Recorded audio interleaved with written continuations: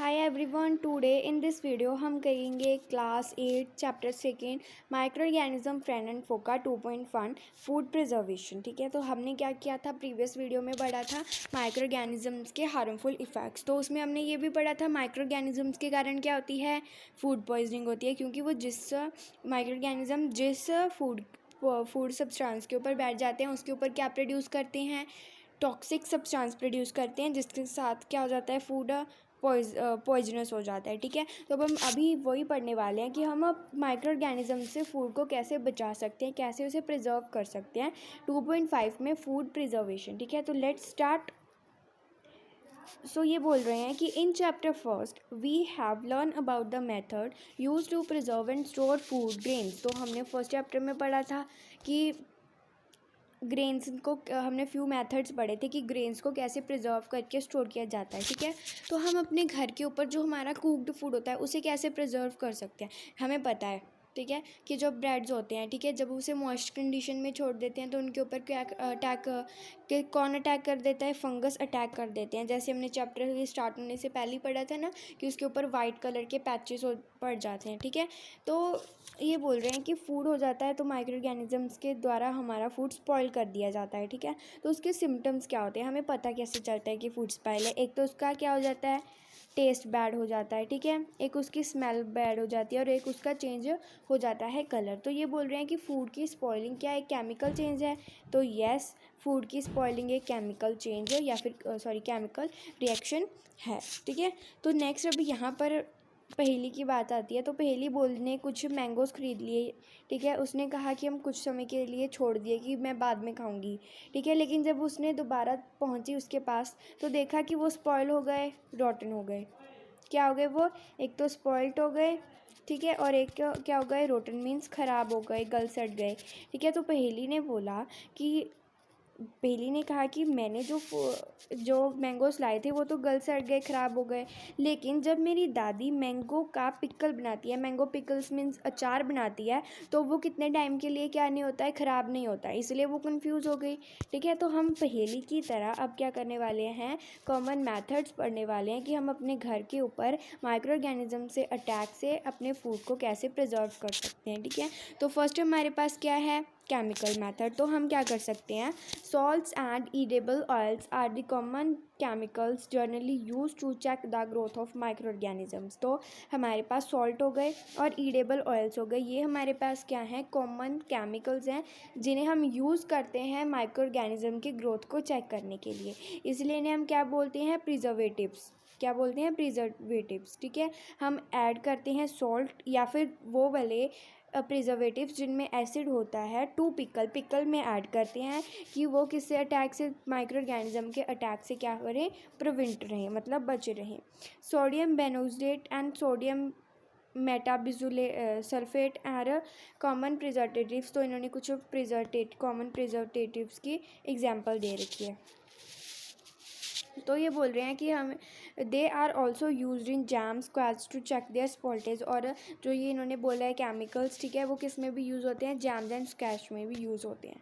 अब हम ये बोल रहे हैं प्रिवेंशन बाय कॉमन सॉल्ट। तो हम कॉमन सॉल्ट से भी प्रिवेंशन कर सकते हैं, केमिकल मेथड से भी। तो हम कॉमन सॉल्ट्स को प्रिजर्व करने, मीन्स कॉमन सॉल्ट प्रिजर्वेशन के लिए बहुत टाइम से यूज़ कर रहे हैं हम मीट और फिश में, मतलब फ़िश और मीट को प्रिजर्व करने के लिए हम कॉमन सॉल्ट यूज़ करते हैं। ठीक है, मीट एंड फिश को ड्राई सॉइल के साथ कवर कर देते हैं ताकि उस क्या किसी ग्रोथ ऑफ बैक्टीरिया चेक करने के लिए। ठीक है, सॉल्टिंग को हम यूज़ कर सकते हैं रॉ मैंगोस में। ठीक है, आंवला को प्रिजर्व या फिर टैमरेंट, इन सब चीज़ों को प्रिजर्व करने के लिए हम किसका यूज़ करते हैं, कॉमन सॉल्ट का। ठीक है, तो अब ये बोल रहे हैं कि हम किस शुगर के साथ भी कर सकते हैं। जो जैम्स हो गए, जेलिस हो गए, स्कैच हो गए, ये सब किसके कारण प्रिवेंट होते हैं, शुगर के कारण।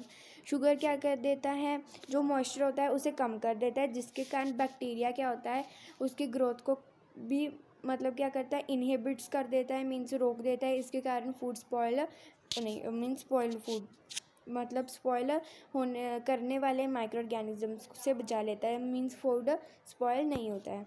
उसके बाद ऑयल एंड विनेगर के साथ हम प्रिजर्व कर सकते हैं। हम क्या करते हैं, ऑयल और विनेगर्स को पिकल में यूज़ कर सकते हैं, क्योंकि बैक्टीरिया इस इन्वायरमेंट में नहीं रह सकता, ठीक है। जो वेजिटेबल्स हो गए, ठीक है, फ्रूट्स, फिशेस, ये सब भी इन्हीं मेथड्स के साथ क्या किए जाते हैं, प्रिजर्व किए जाते हैं, ऑयल या फिर विनेगर्स के साथ।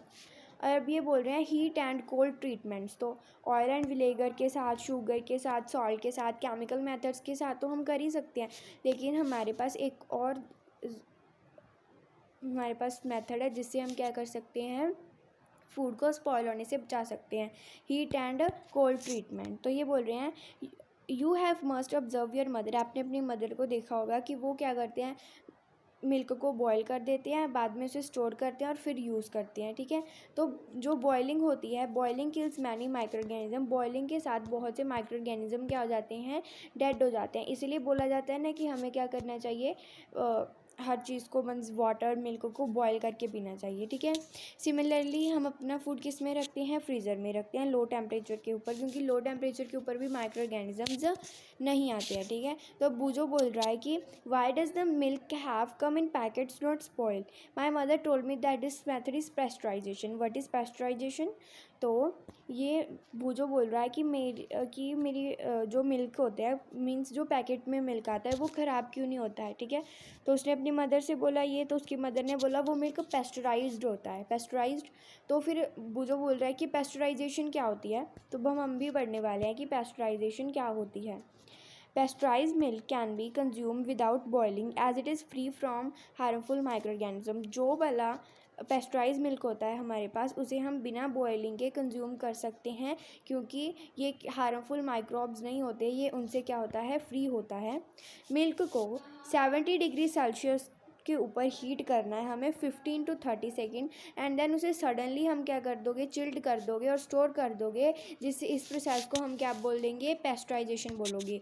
मीन्स अगर आपने मिल्क को 15 से 30 सेकेंड्स तक, 15 से 30 सेकेंड्स तक आपने क्या किया, उसे बॉयल किया है 70 डिग्री सेल्सियस के ऊपर, और फिर अचानक से आपने उसे क्या कर दिया, सडनली चिल्ड कर दिया, तो इस प्रोसेस को हम क्या बोलते हैं, पेस्चराइजेशन। इस प्रोसेस को हम क्या बोलते हैं, पेस्चराइजेशन। ऐसा करने से जो हम क्या कर सकते हैं, माइक्रो ऑर्गेनिजम्स की ग्रोथ को क्या कर सकते हैं, प्रिवेंट कर सकते हैं।